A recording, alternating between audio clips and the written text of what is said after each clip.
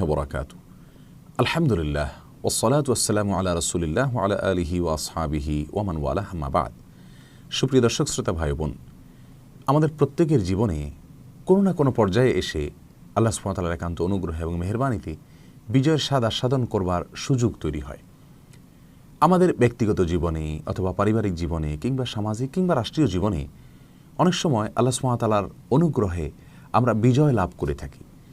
আমাদের জীবনে যদি কখনো বিজয় আসে, বিজয়ের হাসি হাসবার সুযোগ তৈরি হয়, বিজয়ের আনন্দ উদযাপন করার সুযোগ তৈরি হয়, তাহলে আমাদের বিজয়কে আমরা কীভাবে উদযাপন করব? কোনো বিজয় লাভ করলে আমরা কি করব? সে বিষয়ে কোরআনে কারিমে আল্লাহ তাআলা অত্যন্ত পরিষ্কার ভাষায় আমাদেরকে কিছু দিক এবং নির্দেশনা দিয়েছেন। কোরআনে কারিমের ২৬ নম্বর পারার একটি সূরায় রয়েছে, যে সূরার নাম হলো সূরাতুল ফাতহ।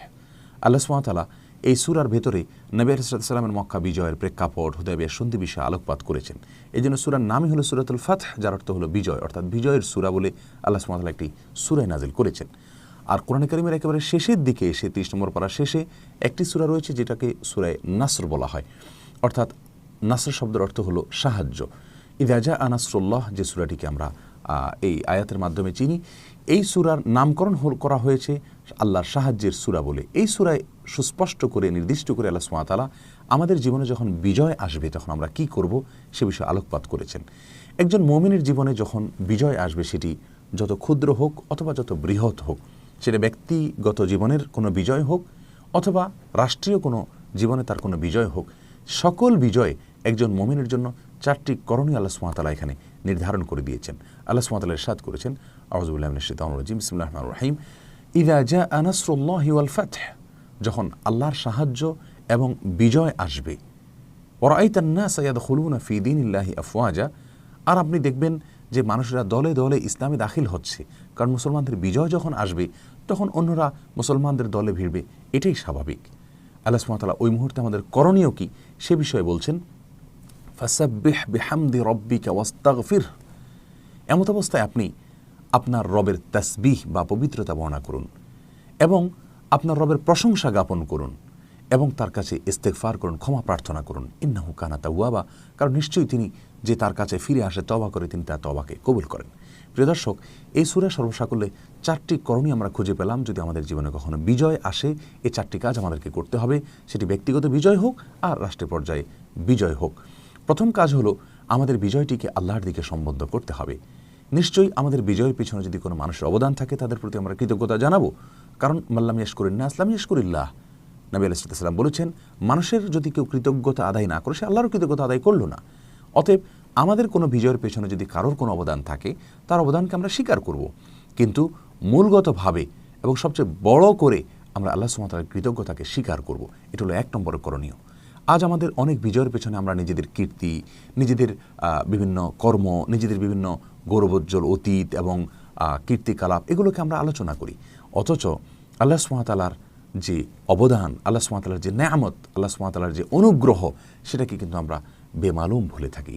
এটা কোনোভাবেই উচিত নয়। এভাবে করলে সেটা নাশুকরি হয়। আল্লাহ সুবহানাহু ওয়া তাআলা সেজন্য শুরুতেই বলেছেন, ইযা জাআ নাসরুল্লাহি ওয়াল ফাতহ, যখন আল্লাহর সাহায্য আর বিজয় আসবে। তার মানে আমাদের বিজয়ের পেছনে আল্লাহর সাহায্য ছিল, আল্লাহর অনুগ্রহ ছিল। এই কথাটিকে সবচেয়ে বড় আকারে এবং প্রথম আমাদের মাথায় রাখতে হবে বিজয় উদযাপনের সময়। দ্বিতীয় করণীয় হলো ফাসাব্বিহ বিহামদি রাব্বিক, আপনার রবের প্রশংসা মাখা পবিত্রতা আপনি বর্ণনা করুন, অর্থাৎ পবিত্রতা বর্ণনা করুন এবং প্রশংসা জ্ঞাপন করুন। এখানে দুটি কাজ আমরা পেয়ে গেলাম। আল্লাহ সুবহানাহু ওয়া তাআলার পবিত্রতা বর্ণনা করে আমরা বলবো সুবহানাল্লাহ, এবং আল্লাহর প্রশংসা মাখা পবিত্রতা, অর্থাৎ দুটাকে একসঙ্গে করলে আমরা বলবো সুবহানাল্লাহি ওয়া বিহামদি, বা অন্য কোনো ভাষায় আমরা একই বিষয়কে ব্যক্ত করতে পারি। অর্থাৎ আল্লাহ তাআলার পবিত্রতা আমি জ্ঞাপন করছি এবং আল্লাহ তাআলার প্রশংসা আমি জ্ঞাপন করছি। যেহেতু আল্লাহ সুবহানাহু ওয়া তাআলা আমাকে বিজয় দান করেছেন, সেজন্য আমি সুবহানাল্লাহ বলবো। আশ্চর্যজনক কোনো কিছু আসলে, আমার জন্য কোনো সারপ্রাইজ কোনো কিছু অর্জন হলে, ভালো কিছু অর্জন হলে আমি সুবহানাল্লাহ বলবো, আশ্চর্যান্বিত হয়ে আল্লাহর পবিত্রতা জ্ঞাপন করব। আর সেই সাথে আল্লাহ তাআলা বিজয় দিয়েছেন সেজন্য শুকরিয়া আদায় করে আলহামদুলিল্লাহ বলবো।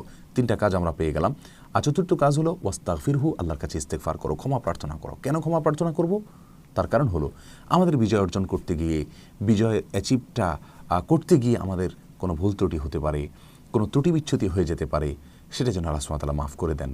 আমাদের বিজয়ের কারণে নিজেদের ভিতরে অহংকার তৈরি হতে পারে, নিজেদের গৌরব গাথা, নিজেদের কীর্তি কলাপ এগুলোকে আলোচনা করে আমরা এগুলো ফুটিয়ে তোলার মাধ্যমে অহংকারের ভিতরে নিমজ্জিত হতে পারি।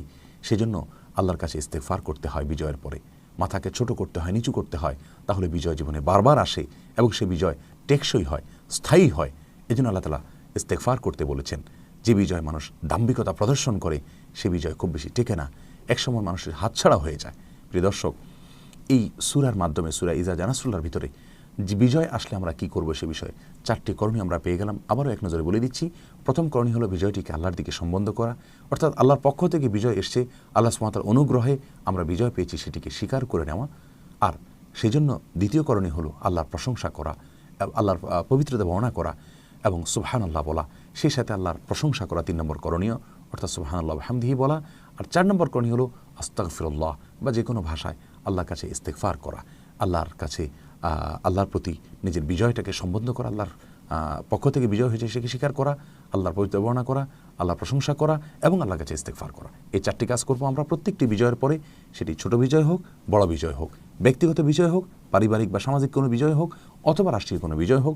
এই সকল বিজয় যদি আমরা এই আমলগুলো করতে পারি, ইনশাআল্লাহ বিজয় টেকসই হবে, বিজয় স্থায়ী হবে, বারবার বিজয়ের স্বাদ আমরা আস্বাদন করতে পারবো। আল্লাহ তাআলা আমাদের সকলকে প্রত্যেকটি কাজকে কোরআন এবং সুন্নাহ মোতাবেক করার তৌফিক দান করুন এবং মন গড়া কুসংস্কার এবং যত প্রকার মানুষের বানানো পথ এবং পদ্ধতি আছে সে সকল পদ্ধতিতে আমরা আমাদের বিজয় এবং আমাদের সব কিছুকে উদযাপন বা পালন না করে আসুন কোরআন এবং সুন্নাহর পদ্ধতিতে আমরা পালন করি। আল্লাহ তাআলা আমাদের সকলকে সেই তৌফিক দান করুন। আসসালামু আলাইকুম ওয়া রাহমাতুল্লাহি ওয়া বারাকাতুহু।